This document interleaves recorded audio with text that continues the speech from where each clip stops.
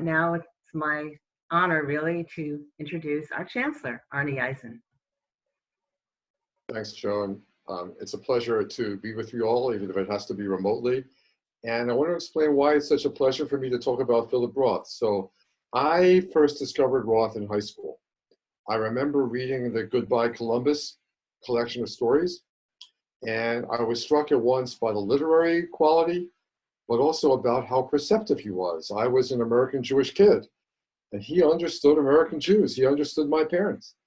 And so I have stuck with Roth ever since. I can tell you that in high school, I tried to write short stories, and I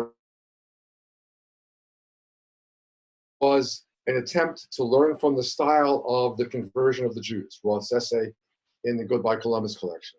And then when I got to start teaching, I always taught Eli the Fanatic, which I think is as brilliant a story about American Jewish life as one could find. I wrote my dissertation in my first book, The Chosen People in America, about American Jewish thought as it pertained to the subject of the chosen people. And I learned more from Roth about the topic of my dissertation than from almost anyone else. Quote, imagining what Jews are and ought to be has been anything but the marginal activity of a few American Jewish novelists.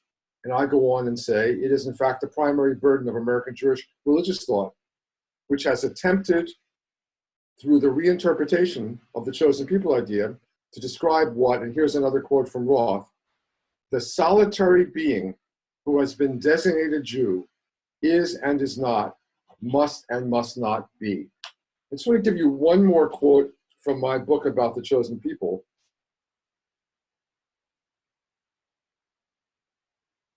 I write, Philip Roth could have been speaking for many American Jews when he noted in 1963 that while Jewish culture has transmitted to him by his parents was at best fragmentary, he had received whole a psychology.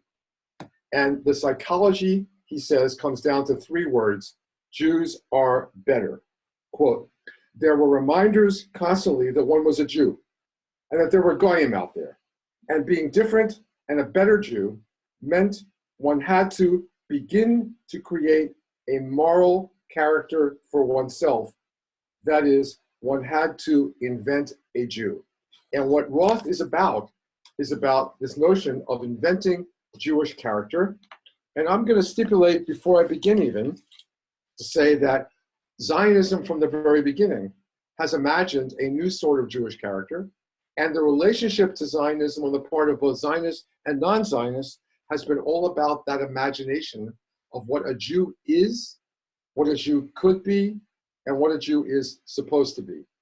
So I want to do two more brief prefatory words before I go on and talk about how Roth does that in the counterlife.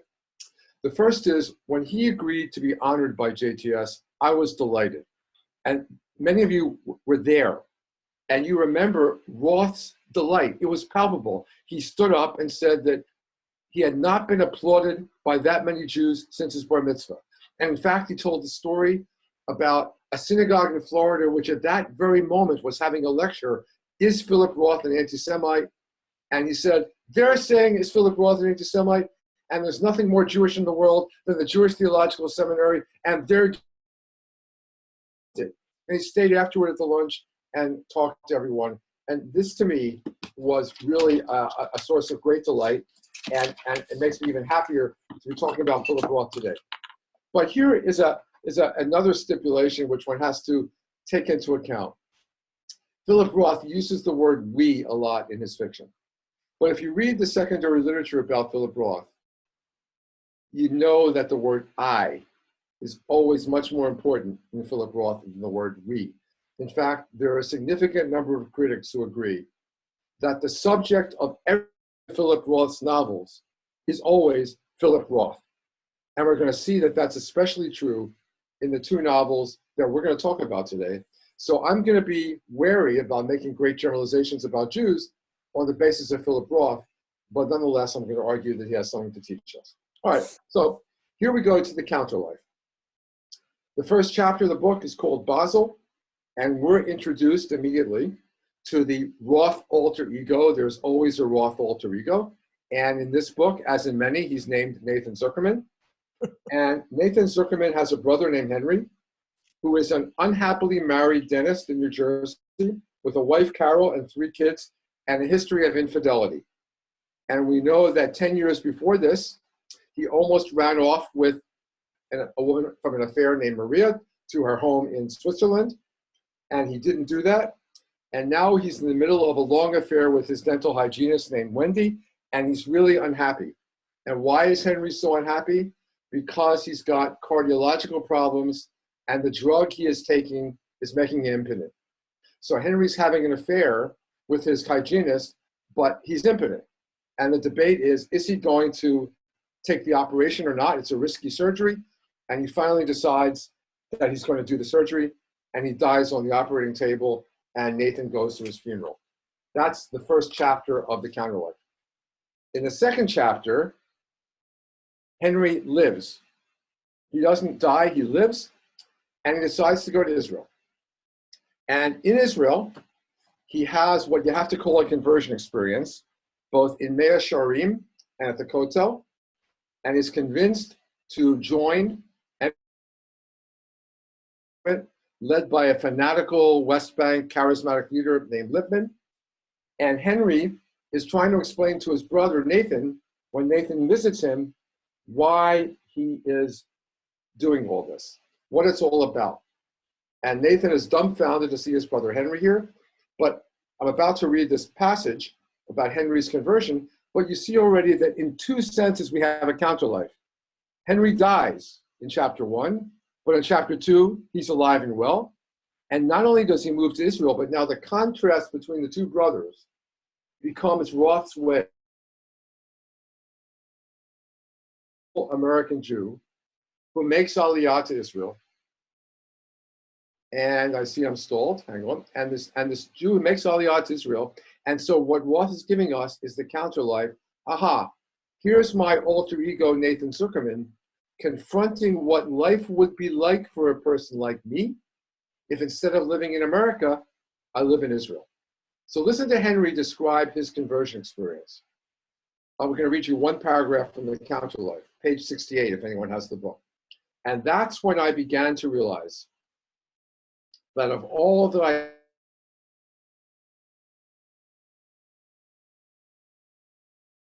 Sorry, the challenge. the way that I am, this Jew. I didn't know this. I had no idea of it. All my life I was swimming against it, but it belonged to me. Everything else was superficial. Everything else was burned away. Can you understand? I may not be expressing it right, but I actually don't care how it sounds to you and anyone. I'm not just a Jew. I'm not also a Jew. I'm a Jew as deep as these Jews on the West Bank. Everything else is nothing. And it's that these months has been staring me right in the face. The fact that this is the root of my life. And that's actually very authentic and traditional Jewish terminology, that the root of my life, the shoresh of my being, is that I'm a Jew. Well, Nathan cannot understand this at all. I mean, Nathan thinks that this is inauthentic. He thinks that religion is nonsense. He himself is married to a non-Jew. He's living in London. But here's the thing about Nathan. In England, among the Jews, he experiences anti-Semitism all the time. So Nathan, like Henry, has a Jewish identity. Nathan's Jewish identity seems to be founded in anti-Semitism. And Roth gives some great speeches to Nathan's friend Shuki. And Shuki is the liberal Israeli, a journalist. You can imagine him writing for Haaretz. But 2 things about Shuki. Number 1, Shuki's brother was captured by the Syrians during the 73 war. Shuki has no love of Arabs. Shuki hates the West Bank settlers. Roth captures this really well. But Shuki also does not understand why Nathan is not sure that if he had a son, he would circumcise him. Shuki does not understand American Jewish liberals who do not see the necessity for Israel to use force to defend itself. So Roth captures the fact that on the one hand, the Israeli left and the Israeli right are just hearing about politics, but even the Israeli left is distant from American left who don't get. Oh, Israel, you're going to see, is about identity. More than anything else, Israel is about Jewish identity. And Roth captures really well, and even quotes some of it, the Israeli notion that for us, Jewishness is a garment, they call it. You can put it on, you can take it off. Aleph Bet Yehoshua said this. For you, it's clothing. For us, Jewish is skin. For us, it's not an option. For you, it's an option. We are active Jews. You are passive Jews. And Roth quotes without attributing it to him, saying that Amos Oz say this in San Francisco, that you American Jews are curating a museum. We are actors on the stage of Jewish history. We are actors on the theater of Jewish history. You are curating a museum. And Roth captures this dispute between Israelis and American Jews really nicely through all these characters. Well, he gives a long speech to Lippmann, the West Bank charismatic leader, who makes the argument that anti-Semitism is built into Gentiles, and what you see among the Arabs, among the Palestinians, land, and they want to get us out of there, but it's really the latest instance of a long history of anti-Semitism, and Roth gives Lippmann a long speech in which he makes this really clear. But Roth is doing something else here as well. Roth is making the argument through Lippmann that Israel is about power. And what a lot of American Jews are uncomfortable with is the use of power. And this is a major theme of Israeli life. Anita Shapiro, the historian, wrote a whole book about it.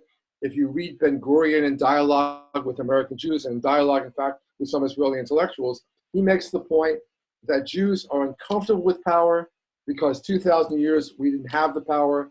Now we do have the power, and we're going to use it. So you can't say with the prophet Zechariah, lo v'chayil, the lo b'koach, ki im bruchi. If you're going to talk about the ruach, the spirit, you also have to talk about the koach. You also have to talk about the chayil. Without the power, you're gone. And let me say that this is not only an argument that Israelis have with American Jews, it's an important part of the self-image of Israelis after the Holocaust. This is in part what the March of the Living is about, not just that we're alive and those Jews are gone. And we're alive because we have power to defend ourselves. And if only Jews had had power, then the Holocaust might not have happened. But I remember a lot of American Jews who told me about their UJA missions to Israel. And the men especially would love to tell the stories about going to the Air Force bases and getting into the cockpits of the F-15s. And I went with a group that went to a border police unit where we were all taught how to fire rifles and improve our aim for the target. So even for these American Jews, or how about the birthright kids who are always accompanied on their trips to Israel through Israeli soldiers. And those Israeli soldiers are carrying guns. So the American teenagers and college students are sitting next to Israeli men and women, their age, who have guns.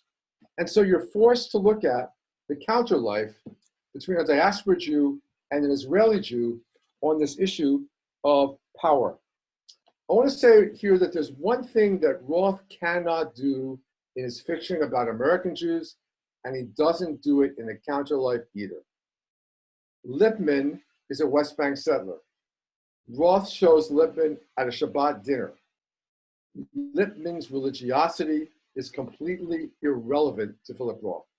It's as if Gush Emunim is all about power. It's all about fighting the Palestinians. It's about settling the land. But what Roth doesn't get, and doesn't even try to get, is the religious component. Because for Roth, religion is a delusion. It's an anachronism. It's totally uninteresting to him. He doesn't even try. So in all of these sections, what you don't get is God. No serious conception of messianism or of God. All right, now we're going to go back to Henry. Well, In the next section of the book, it's Nathan who dies. And Henry goes to Nathan's apartment, and Roth has a lot of fun with us, because not only is Nathan's counter life, of course, that he's alive and not dead, but Henry goes through Nathan's things and finds the manuscript for the counter life. And he not only finds the manuscript for the chapters that we've read, he finds the manuscript for the chapters that we haven't read yet. And so Henry previews the chapters in the book that we're about to read, which Nathan presumably wrote before he died. Henry can't stand some of the more obnoxious portrayals of him, so he cuts those pages out and throws them on the New Jersey Turnpike, in a trash bin on the New Jersey Turnpike.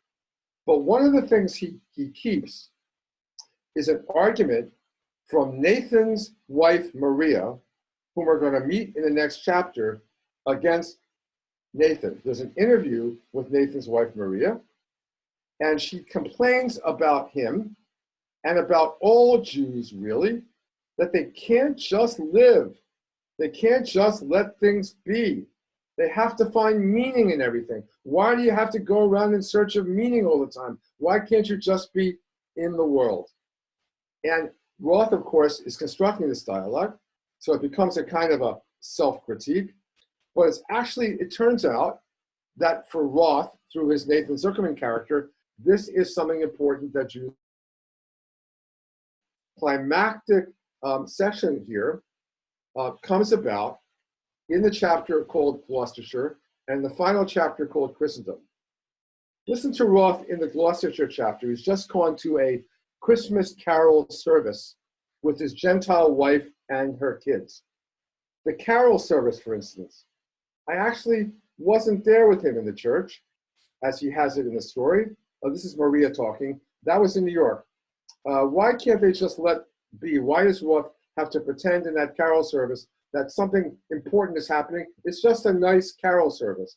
But here's Roth. I want to give you Roth at the end of the book, if I can find it here. Yeah, 367. So Roth, here's Roth in reaction to the carol service. 365.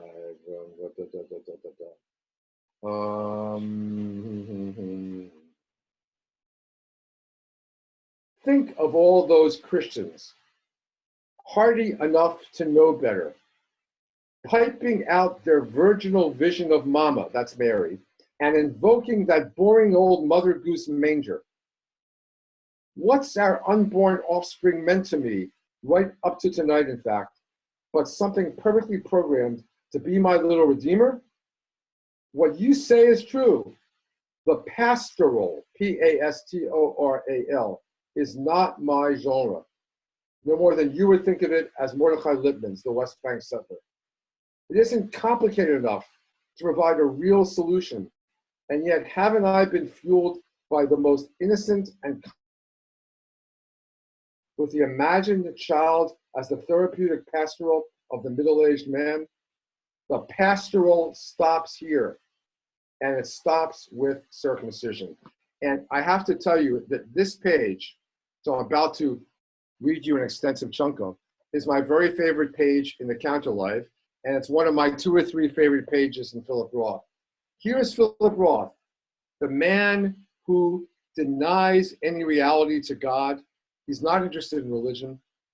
But Philip Roth, in reaction to Gentile pastoral England,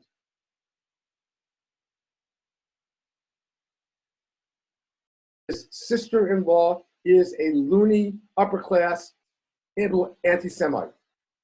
Philip Roth here gives us the greatest page about circumcision that I have ever read in modern Jewish thought. Right? So I want to share that with you now. And remember, this is a book about the meaning of Israel. The meaning of Israel for Philip Roth is tied into this passage about circumcision in the mouthpiece of Nathan Zuckerman, okay? The non-religious, totally secular, even anti-religious Nathan Zuckerman. Circumcision makes it clear as can be that you are here and not there, that you are out and not in, that you're mine and not theirs. There's no way around it. You enter history through my history and through me. Circumcision is everything that the pastoral is not, and to my mind, reinforces what the world is about, which is not strifeless unity. Circumcision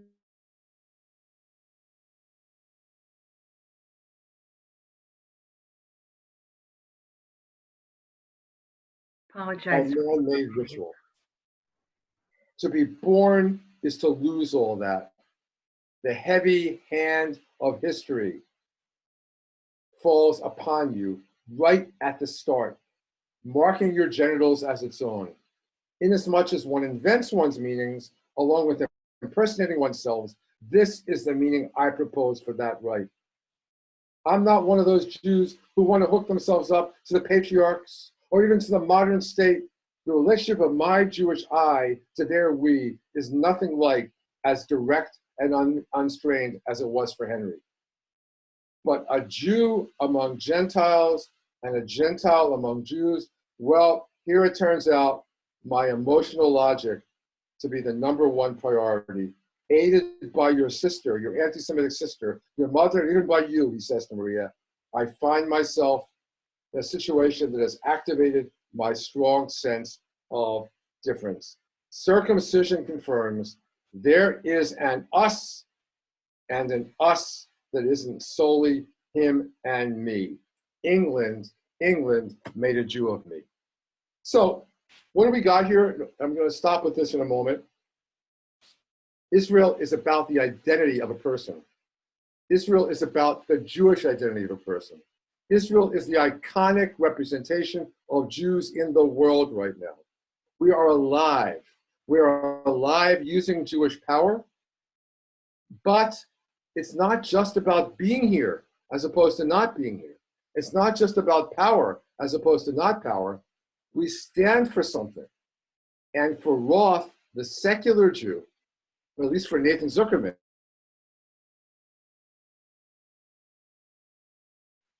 Judaism, the Jew stands for the conviction that this world is valuable, this world is messed up, this world is history, the Jew enters history, the Jew lives in history. Life is not a pastoral green countryside. We don't fit in, we can't fit in, and that's just the way it is. And it's really interesting that at the end of the day, you have to read this as some kind of, wow, he gets it. He gets something really important about Israel. He gets something really important about why Americans find Israel to be so meaningful. And with that, I will stop and we'll talk for a few minutes, and then we'll go on after that and talk about Operation Shiloh. Anybody have any questions?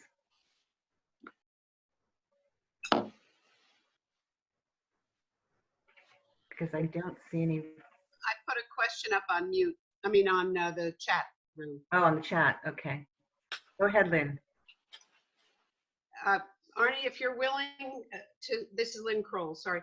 If you're willing to speculate, your description or Roth's description of Jewish circumcision, how do you think he would relate that to Muslim circumcision?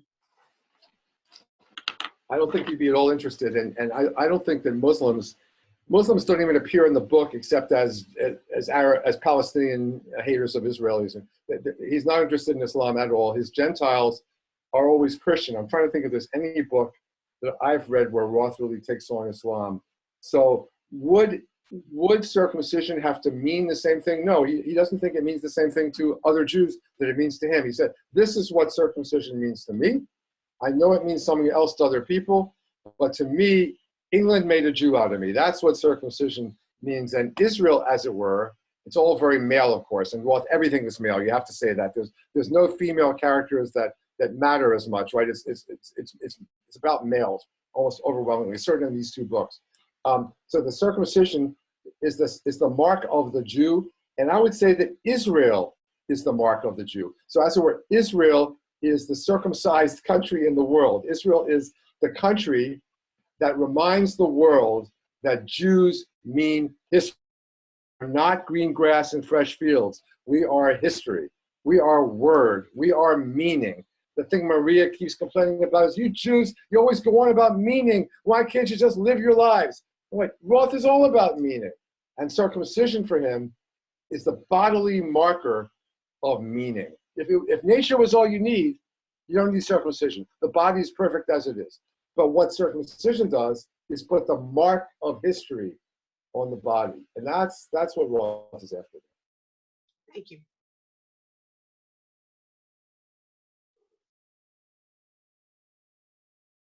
Any other questions? Must be questions. So it's always slower on Zoom.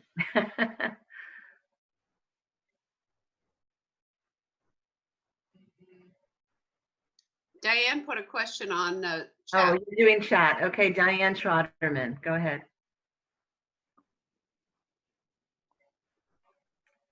She's muted still. Yes, Right? no.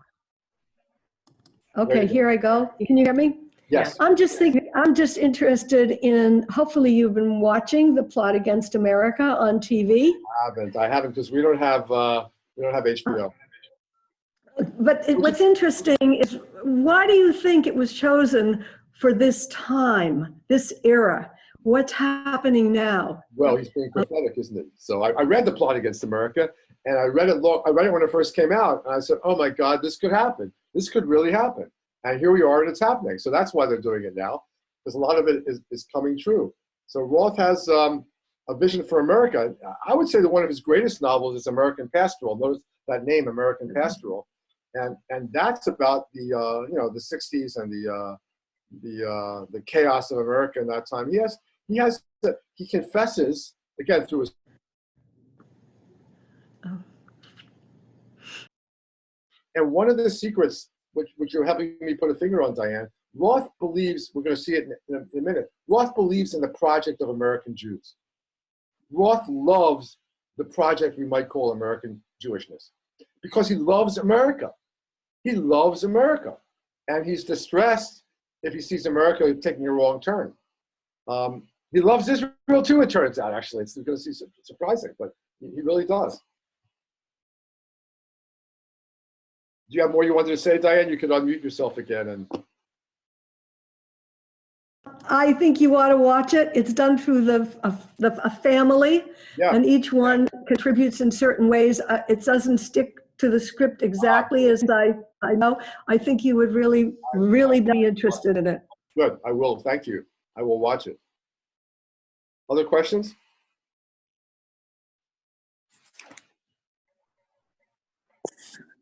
I think we can continue. Hi.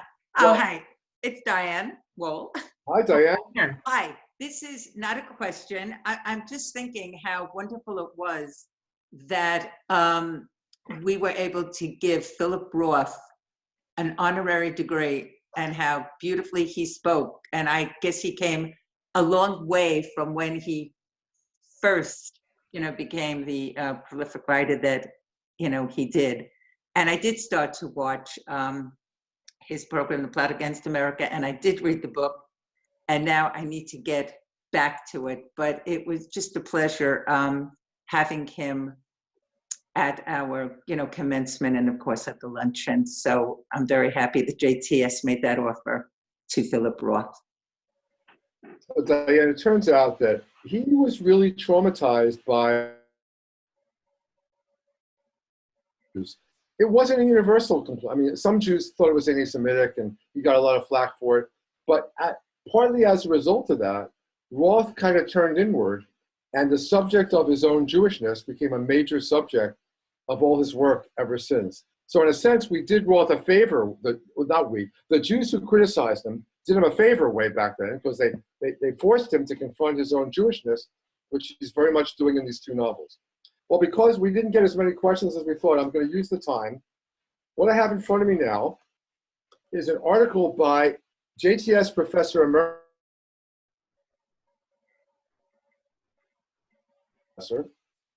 has an article called The Use of Typology in Biblical Covenant Religion, which I happened to read a couple weeks ago just as I was rereading The Counterlife. And where he talks about the difference between Judaism and the Canaanite religion that the Bible sees the land of Canaan, which Judaism is going to displace. And of course, the difference is that the Canaanites, as Geller puts it, Canaanites became their land, the female earth, the male seed of fructifying.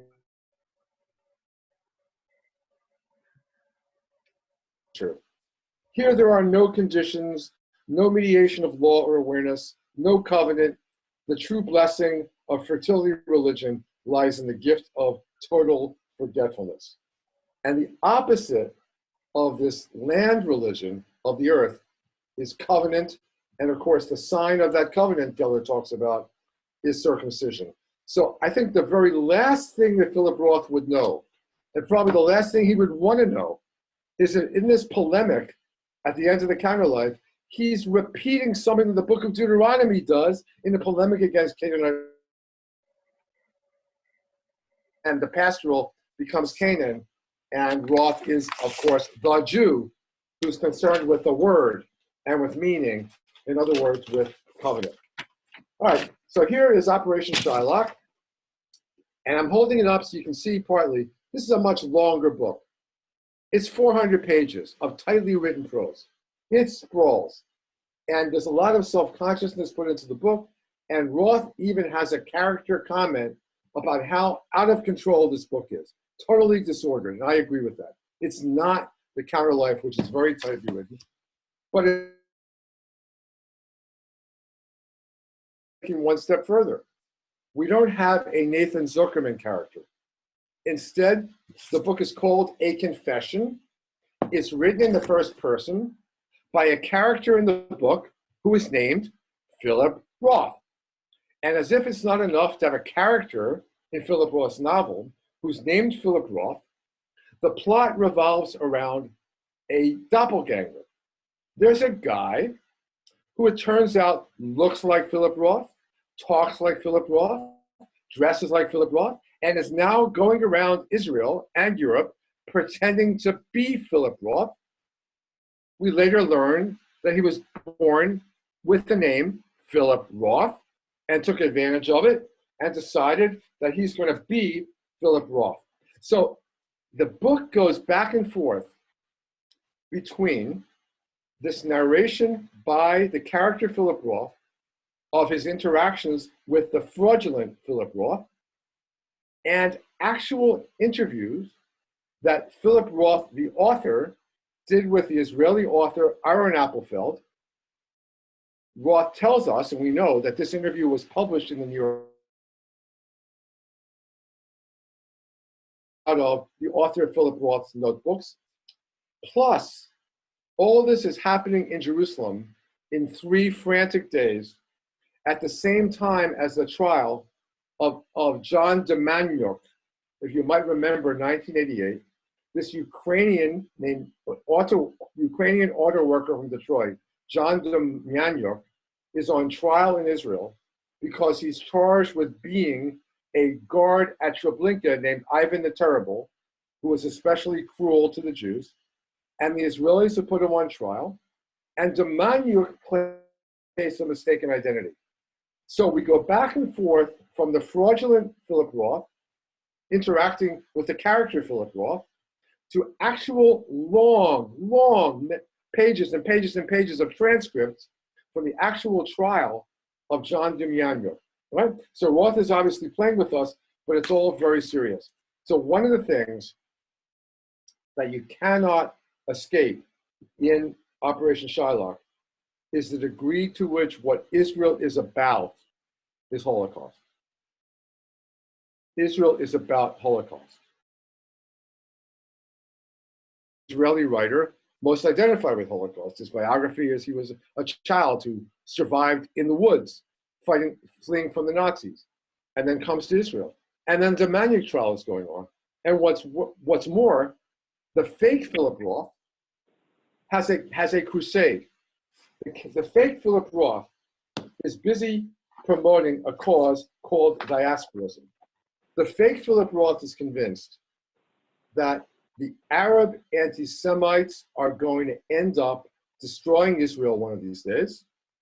And if they don't succeed it will be because the Israelis use the nuclear bomb, which will mean that the moral destruction of Judaism ever after.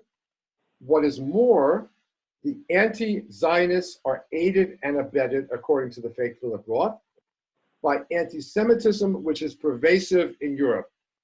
So he buys the argument. It's a book from 1994, 93.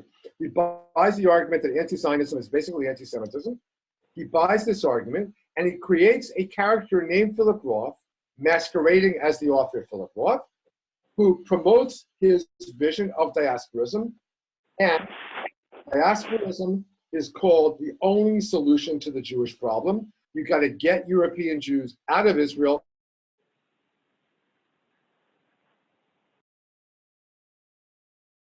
A 12-step recovery program for anti-Semites. He's going to try to cure Europe of its anti-Semitism by having them engage in a 12-step program for anti-Semitic recovery.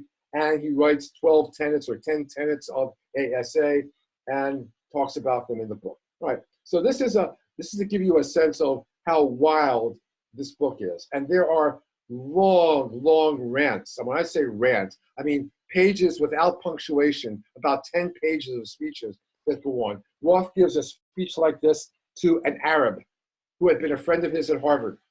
And he calls it, his name is Ziad, and he is a fervent hater of Israel. And George gets many pages to vent. We get a liberal Israeli soldier who is manning a checkpoint. He's an officer. And he gives the character Philip Roth a ride back to Jerusalem. And he tells him he can't stand the work he's doing. He knows it has to be done, but he wants to leave Israel and go study literature at Princeton. We have a Mossad agent named Louis B. Smilesberger. I'm going to tell you more about him in a minute, who gives long speeches, including a long speech about, are you ready?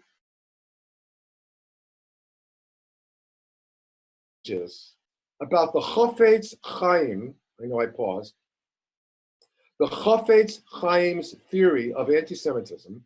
I have to say that the leading article on this subject, which I think Roth had to have read, was written by my late friend Alan Mintz of JTS and published in the Jewish Catalog. I think Roth had to have read this to write this piece. But imagine you're reading this Philip Roth novel and you're getting a lecture about the Chafetz Chaim on Lashon Hara, etc., etc. Well, there are lots of funny bits as well. There is a great bit, because it became famous outside this book, where the Roth character says the greatest diasporist ever was Irving Berlin. Why is Irving Berlin such a great diasporist? Because he takes this Christian country, America, and he can't fight the Christian country, America, but Jews are led to be outsiders at Christmas. So what do? You make Christmas all about, I'm dreaming of a white Christmas. And you make Easter not about the resurrection of the Lord, but in your Easter bonnet with all the frills upon it. So Irving Berlin has made diaspora great for America.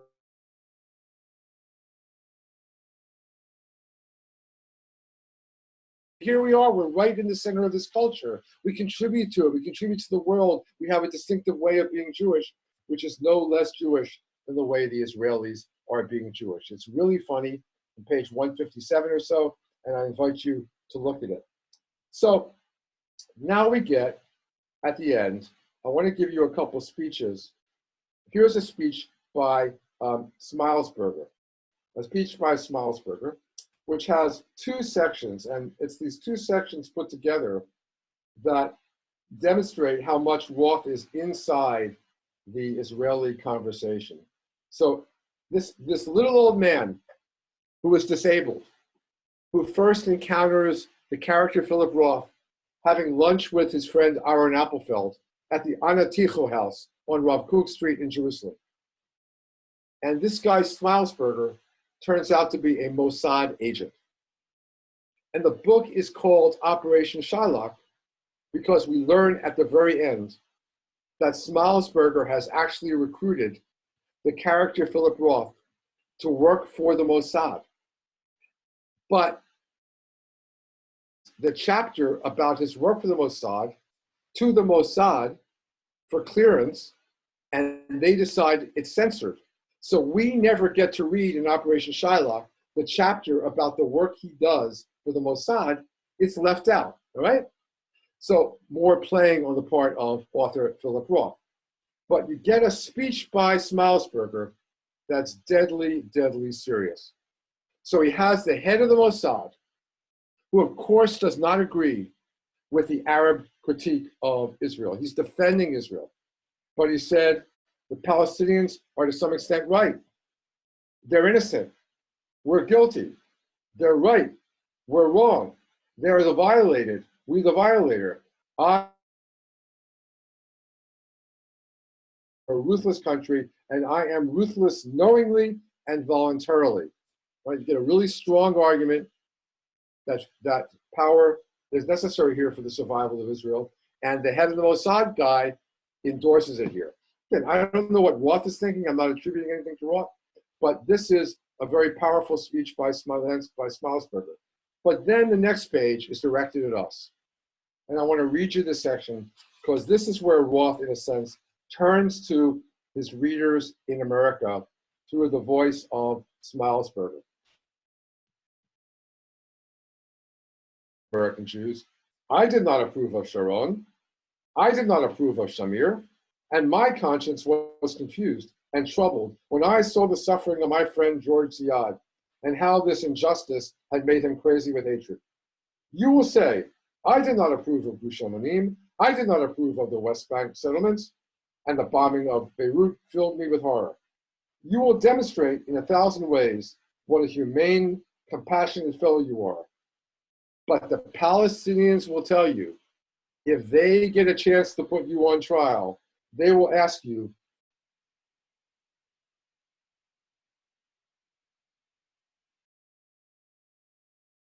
colonialist theft that was the state of Israel. And that's when you will hide behind Appelfeld. And the Palestinians will hang you too, as indeed they should. For what justification is Mr. Appelfeld from Chernowitz, Bukovina, for the theft from them of Haifa and Jaffa? They will hang you right alongside me. All right, so what are you going to do with this? At the very end of Operation Shylock, Roth puts in this speech where in a mouthpiece of this old gentleman who works in the most, look, Palestinians are not fighting about 1967. This is what this 1994. But if he would have written this today, the code words would be, this is not about 1967. This is not about Sabra and Shatila. This is about 1947. We're fighting about partition. They're going to hang you along with me because you, as an American Jew, are supporting this colonialist Zionist enterprise, which has stolen the land from me to find space for Aaron Appelfeld and Holocaust refugees to live in.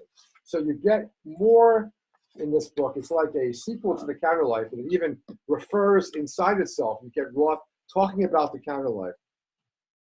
He's following up the counterlife with more and more speeches that expose us to these various points of view about Israel society. And what I would say is added here is greater depth. He focuses the argument, and he's on many sides of it. He ends up, after all, the Philip Roth character ends up working for the Mossad. He does not want to support the Palestinian cause, even if he sees the injustice of some things that Israelis are doing. But look at the way the novel is constructed. Look at the content analysis. Look at how many pages in this book are Holocaust. So much of this book is pervaded by Holocaust. As indeed, foreign dignitaries go to Israel. What's the first place they're taken? Yad Vashem. And I think Roth is asking ourselves, do we want to have an Israel so identified with Holocaust? Do we have a choice about that? Where do we really want to be as liberal American Jews, which is what he is? I don't know. One of the most favorable characters, of course, is that Israeli soldier. Many of us know him, but I have family. This liberal Israeli soldier, who, being a good Israeli, is doing his army service, and he's unhappy about what happens at those checkpoints, but he's manning those checkpoints. He never dismisses the need for the Israeli army. He's not always happy with what it does, but he's serving in it. And that is a character for whom Roth seems to have a lot of sympathy. And I would also say here in conclusion, before most favorable character in the book is the real character in the book, Aaron Appelfeld, who is one of Philip Roth, the author's very closest friends. And I want to end with this one passage, 2 or 3 lines, because this passage explains why I am reading these books again now. I am looking forward to a sabbatical next year, where I'm going to begin a project looking at the very different existential situations of contemporary American Jews and contemporary Israeli Jews. So listen to Philip Roth, fake Philip Roth, why he cares so much about Aaron Appelfeld and does not want to deal with him, the fake Philip Roth, at all. Because I thought of Aaron's and my distinctly radical two-ness, a condition with which you appear to have no affinity at all. Because we are anything but the duplicates that everyone is supposed to believe that you and I are. Because Aaron and I each embody the reverse of the other's experience. Because each recognizes in the other the Jewish man he is not. Because of the all but incompatible orientations that shape our very different lives and very different books, and the result from antithetical, and that result from antithetical 20th century Jewish biographies, because we are the heirs jointly of a drastically bifurcated legacy. Because the sum of all these Jewish antinomies, yes, we have much to talk about, and we are intimate friends. And so if there is a recommendation that comes from this book as to how Jews and Israelis should face up to the very different lives we now lead, based on the very different trajectories of 20th century Jewish history, the answer is we should spend a lot of time talking to each other in Jerusalem cafes and in New York, which Roth does with Appelfeld in this novel. And that's something I think that's got to be near the top of the agenda for 21st century Jews. Joan? Surely folks must have questions after that. Anybody? I'm looking at the chat and I'm looking at hands waving. Well, this is Evelyn. Art had made Evelyn. a comment, if you notice. You want to read your comment, Art? Or My comment is the following. I was president of Hillel at Bucknell in the 50s and asked Phil Roth to join. And he refused. He said he wasn't interested in organized religion. That's right. He brags about this. And I read him brag about this. But here's the paradox. He did belong to Sigma Alpha Mu, the Jewish fraternity. Of course. And he would get up on the table after lunch and do riffs that prefigured Portnoy. If you asked me in 1953, 54, what's going to happen to Phil Roth, I would have told you that he's going to be a brilliant nightclub comedian in the style of Lenny Bruce or Mort Sahl. I think if he could have done that, he would have loved to do that. Boy, I can see Philip Roth doing that. But see, so, in some ways, this is a man, he even says this in the novel, that we're all about our fathers. For Philip Roth, a Jewish man is about his father, right? He doesn't talk about women and whether they're about their mothers, but a Jewish man is about his father. It's all about patrimony, the name of one of his novels, okay? And Philip Roth's father, there are beautiful descriptions of his father using the gym at the Y, at the JCC, right? That's Philip Roth. He's going to be a proud Jew. He's made a Jew by history. The Nazis made him a Jew. He knows he's a Jew. But religion, no. So he's got to find meaning in the Jewishness that's not going to be religion. And so this really smart guy, if I could ask him something that would challenge him, all right, I did not dare do this. Why? You're so smart. Did you ever try to read Maimonides? Did you ever seriously try to read the Bible? It's a great book, Did you ever try to read it? Like, are you interested at all? Did you learn Hebrew? So it's interesting. There's the epitaph for this book. I don't know if you can see it when I hold it up. The epitaph for this book, I gotta find it, is written in Hebrew. Here it is. It's Hebrew. Hebrew. It's on the blackboard of the room in Jerusalem where the Mossad agent interviews him. And it's Vayivater Yaakov Levado. It's the passage right before the wrestling with the angel when Jacob is all alone. A quotation from the Bible, from the Torah, about Jacob being left alone. It's like a mystery. Right? Why? Why that quotation here? But Art, it has to do with what you were talking about. He's always recognized, as I started, that Jews are different. You can't escape it. Jews are different.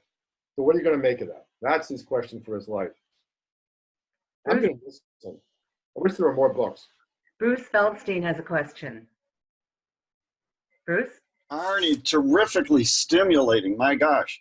You know, I come from a world of spiritual care, spirituality, and the tone of this is actually so different than the world that I'm living in, which might be more of a pastoral world. Perhaps, I wonder, you've got me thinking about it.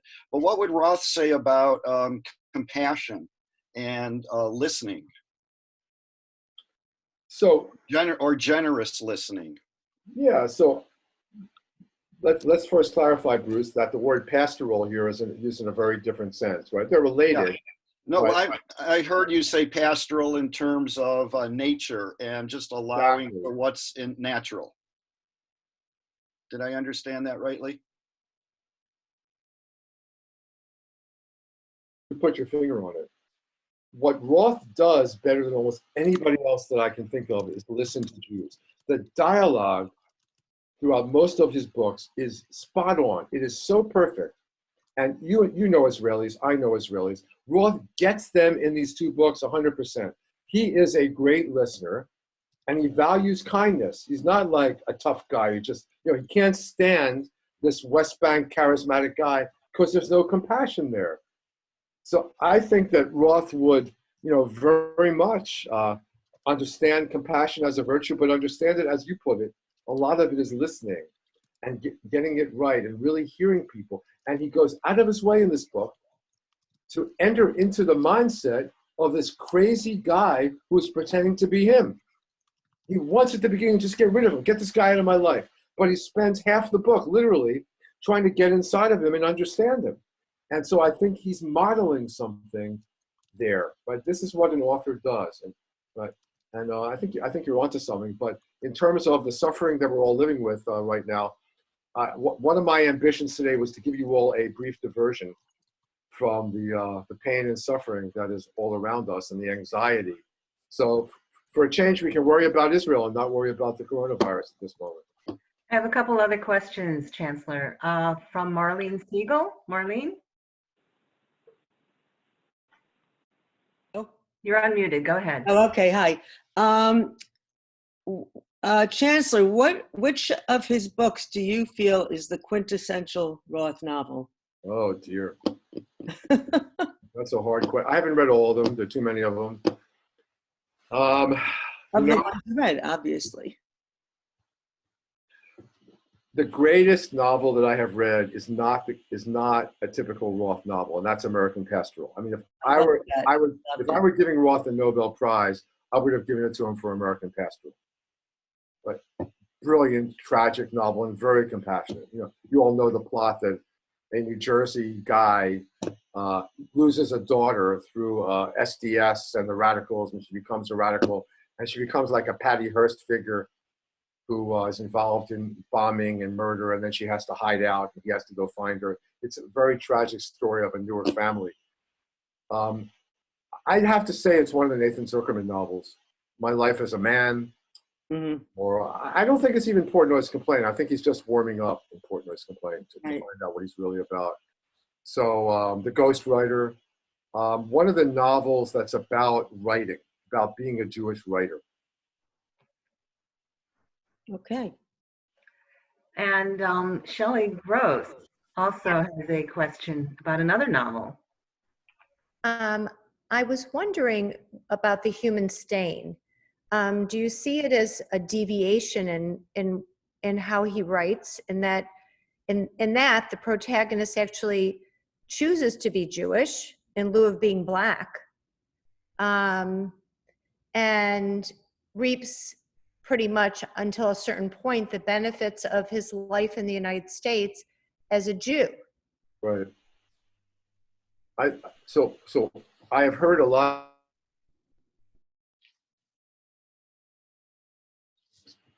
who believe that if American Pastoral is one of his greatest novels, the other one is The Human Stain.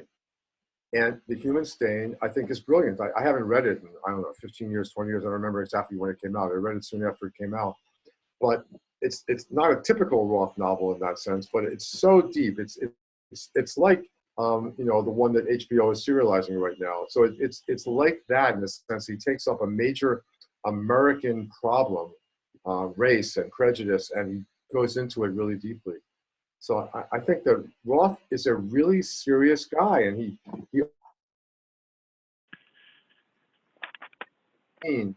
only as a Lenny Bruce kind of. Oh, sorry, I left. He didn't want to be seen as a Lenny Bruce type, only doing dirty books. But I have to tell you, he can't.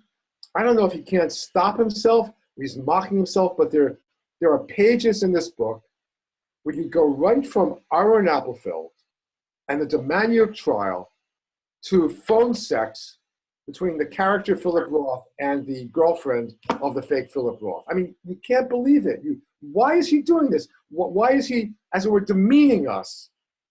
Is he satirizing himself? We haven't answered that question. But there are these multiple sides of Philip Roth and that young fraternity, the fraternity brother who's there in Art's story, who's telling us Portnoy's complaint, keeps coming through, even in the later, very serious novels. Why did he never receive the Nobel Prize, in your opinion? Harold, your insight is, I don't know. I would have given it to him in 2 seconds. Why Bellow? I would have too. Because Roth, he never let himself be taken as seriously in his novels as Bellow did. I don't know. I think because he's worse stained by Portnoy's complaint, I think. But God, if they could give it to Bob Dylan, for goodness sake. I think he was deprived. Any other further questions? I think it's, I know I certainly have appreciated this because I'm a huge Philip Roth fan. I was going to ask your question too, Harold. I'm still upset they gave it to Bob Dylan instead of Roth. But thank you, Chancellor Eisen, so much for this teaching. And I want to invite you to join us next week, same time, where we are going to hear from Professor Bert Vysotsky discussing The Prostitute and the Rabbinical Student, or Aphrodite and the Rabbis. So thank you all again for coming, and hope to see you then. Bye-bye. Bye-bye. Thank you. Bye. Thank you. Thanks, Arnie. Okay. Bye. Bye. Bye, Joan. Bye-bye. My cursor, oh, here it is. Good to see you again, Harold. Hi, Joan. Hi, Ellen. Thank you. Thank you, Arnie.